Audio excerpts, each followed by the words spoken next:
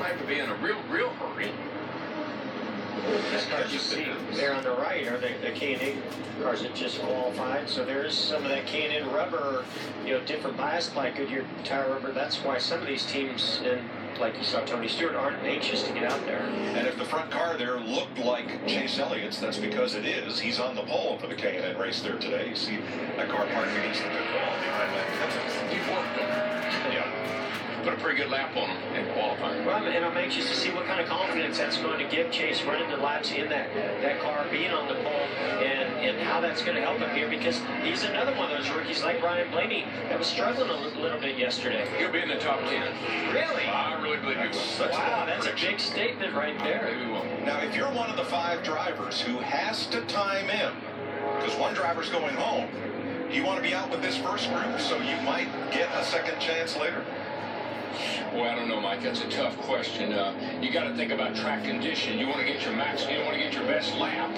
Maybe the track's not exactly where you need it to be right now. I think I'd wait a little bit. I wouldn't wait too long. I might want to give myself a little insurance that I have to go back in. Yeah, I agree, DW. I'd wait a little bit to see what the grip level of the track is. Watch some others, compare my time or those times to what was in practice yesterday. That gives you an idea of how hard you're going to have to push. Whether there's more grip, you can drive deeper in the corner, you can accelerate more aggressively, or is the track lost some grip? Do I have to be more conservative? Yeah, and I kind of want to watch the people that I know I got to beat. If they would go out before I do, then that way I know what I've got to do to be sure I make the race. That's first step. Ricky Stenhouse will be the first driver to begin a timed lap in his Ford. See, hugging that turn 1 really tight, getting set up for turn 2 here as he crests the hill. It's amazing how good the cars look when they qualify.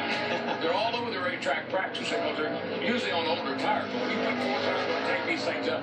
They look stable. A lot of elevation change, a lot of curb hopping as they come down now into turn 4. And if that looks downhill, it is. Into turn 4, they're up over the curb. That's the line now. That's the line you run, believe it or not. That's a fishing line, I can tell you that. It's mighty close to that wall. Paul Menard went out and came back to the pits. Did not begin a time trial. I know Jeff has too, and it doesn't look that bad in the car. I mean, when you come up over the curb and you hit at that wall, you're headed right for it, but you know you're not going to hit it. And I don't really know why you know you're not going to hit it. You just know you're not going to hit it. Well, you got a lot of the curve there in turn 10, and you seem to step the back of the car a little bit. This is a tricky area right here, getting all the way down to first gear. This apex slightly carrying a little bit too much speed in there. A lot of wheel hop that you'll hear us talk about getting into turn 11, and then a lot of wheels coming off of turn 11. What screws up this turn down here, Mike, is entry. If you don't get into that corner right, you can't get off of it right.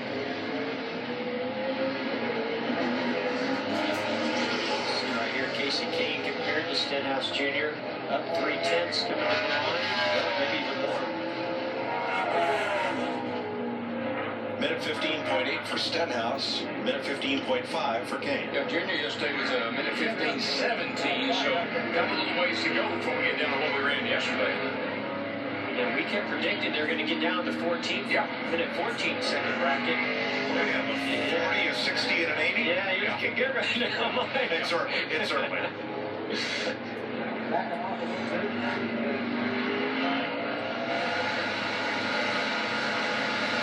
So you can see that the engineers and Kyle Busch are looking at the scoring monitor there, trying to get an idea of what the grip level is. And the times you see Joey Logano here sitting in his car, he's waiting for them to radio him to tell him, or he's actually watching a monitor there inside the car as well.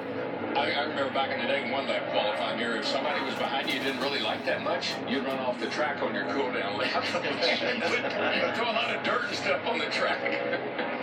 You know, guys, my biggest concern about waiting too long is, remember, it takes a long time to get around this track to start your lap and then the cool down lap. But I just get a feeling we get down around 10 minutes, 12 minutes, we're going to have an outbreak of drivers out there trying to get a good, clean lap in, and that could be a challenge. Well, yeah, Larry, you know, one of the things that I don't think we've seen much of here in the road courses, we've seen the cars have gone off track, cause a red or a caution, but what about when you get that just gob of cars that go out there at once. Now they start getting in one another's way and messing up one another's lap. That's why I want a clean lap. Even if the track conditions aren't perfect, I want a clean lap with no other cars around me.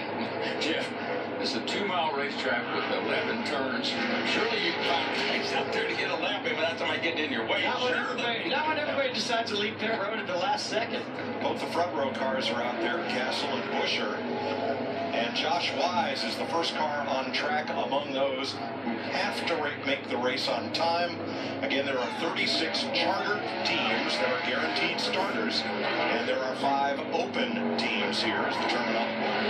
All landed. Randy Castle got a lot of that curve going through turn 4. Got that corner short. He made up for it. I was going to say, he missed this curve. Yeah, he got all of the other one. Don't want to do that again.